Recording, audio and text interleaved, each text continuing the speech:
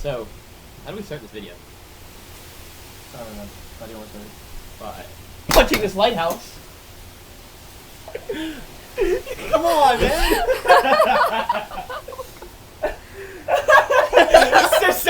It's just so cheesy, Lucy.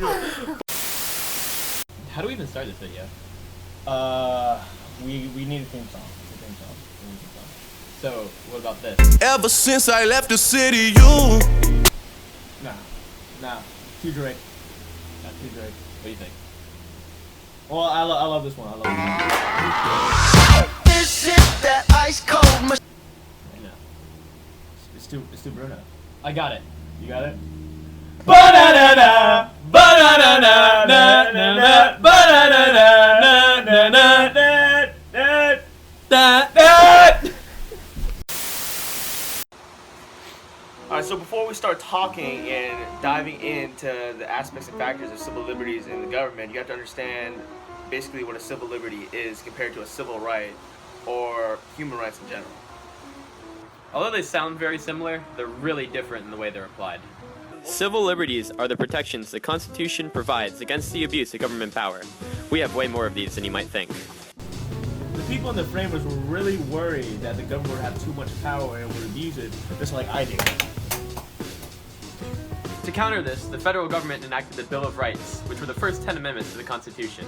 This outlined basic rights and liberties for the people. The people. Stupid! The Bill of Rights includes many of our basic liberties, such as the freedom of speech, freedom of religion, right to bear arms, and many others. As valiantly as the Constitution... What did you just say? As valiantly as the Constitution tried... Come on, man, you can't do this. Just talk like normal. Just be like, as valiantly as the Constitution tried. Alright, ready? I forgot what I was going to say. Hold on. Alright, end that recording and delete that video, Billy. You got it, Luke. Go ahead! Alright, it's recording.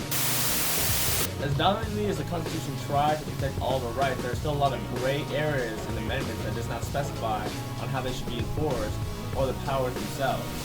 The Supreme Court would help, but unfortunately the Bill of Rights only protects people from federal powers, national powers, and not necessarily state powers. This distinction is called dual residency. Hey, you know who doesn't have any rights? What?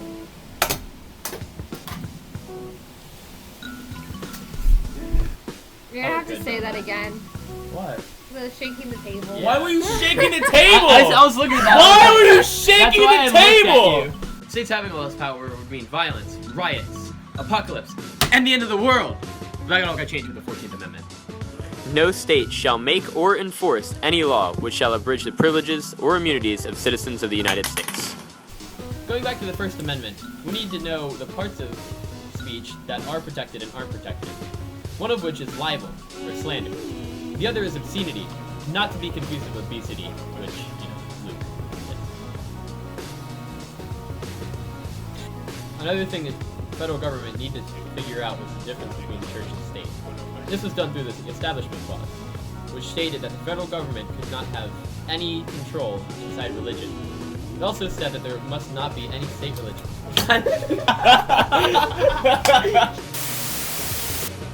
The next topic that we'll be moving into is crime and due process. And a gray area within crime and due process is search and seizure. Reasonable searches of individuals only can be made with properly obtained search warrants and an order from a judge authorizing the search of a place and describing what is to be searched and seized, and the judge can only issue this if there's a probable cause. Jolly D. Whiskers! I have two questions for you. One, do you have a warrant? Two, do you have a shirt? This is clear. It's so clear. Another important part of crime and due process is how our government handles terrorism. One thing that was recently amended to the Constitution is the Patriot Act, which allowed the federal government to go through any online activities that it thought necessary for either information or information leading to a purpose. The next topic we'll be moving on to is the Miranda rights, which came from the case Miranda versus Arizona, and are as follows. You have the right to remain silent. You have the anything you say will be used against you in courts, etc., etc., etc. You know what doesn't have Miranda rights? Lighthouse. Concluding chapter 5 on civil liberties, the framers tried their very best, very best. Very, very best. Colorful. Wow! I hate this lighthouse. He said very best, very best, only very best. And to conclude chapter 5 on civil liberties, the framers tried their very best to preserve all the human rights of the citizens of the United States. Liberties. This lighthouse. It's stupid! Yeah. That's fine. Hey, I don't think I recorded that one. Alright, we can do it again. Wow! And now, introducing the Chapter 6 team! I just want to say, John, my pleasure to be here. Mine too, by the way. Wait, man. Oh, you good, man. Okay, heading into civil rights, which seems like civil liberties. But it's not, man. Really not. No, it's not.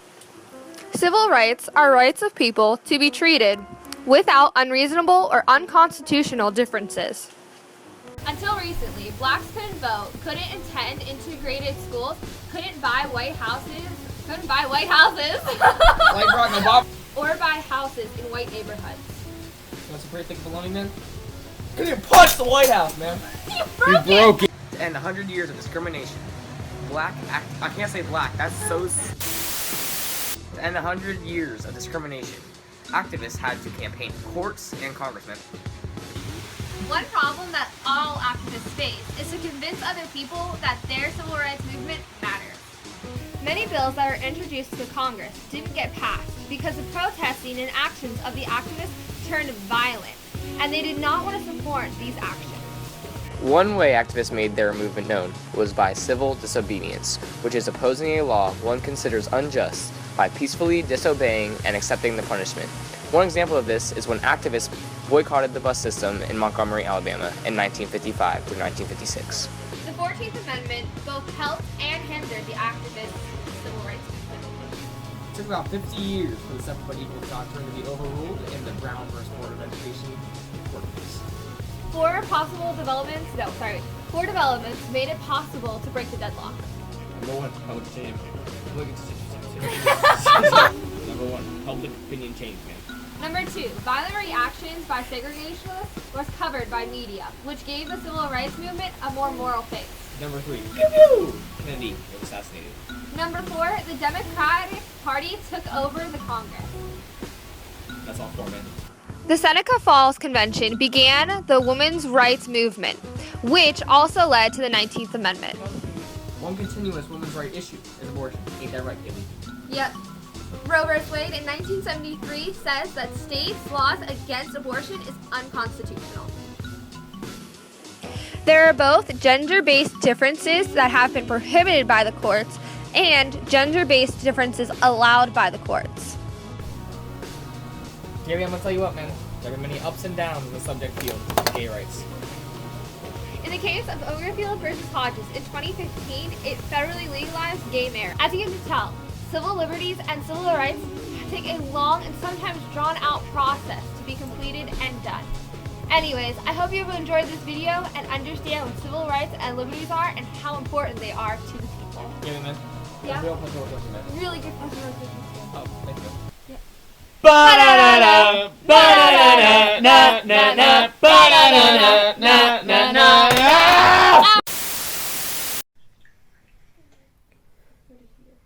Wake up, buddy.